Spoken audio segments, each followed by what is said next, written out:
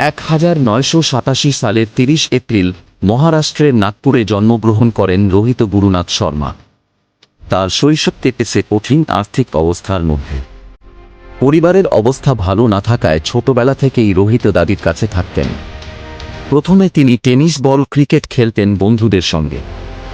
2000 সালে মাত্র 12 বছর বয়সে রোহিত ভর্তি হন ক্রিকেট ক্যাম্পে।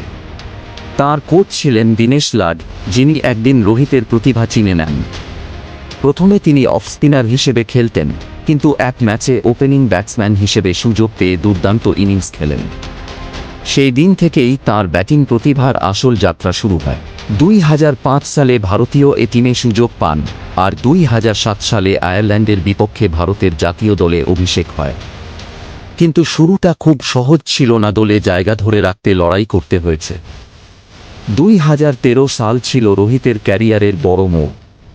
চ্যাম্পিয়ন্স ট্রফিতে ওপেনিং ব্যাটসম্যান হিসেবে খেলতে গিয়ে তিনি নিজেকে নতুন করে প্রমাণ করেন।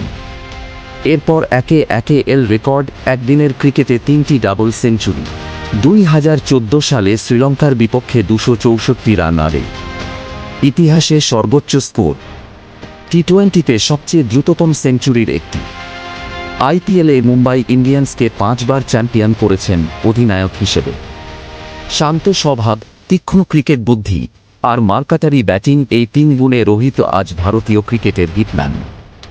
ছোট্ট এক ছেলের স্বপ্ন, কঠোর পরিশ্রম আর কখনো হার না মানা মনোভাব, এই গুণগুলোই রোহিত শর্মাকে বানিয়েছে বিশ্বের অন্যতম সেরা ওপেনার।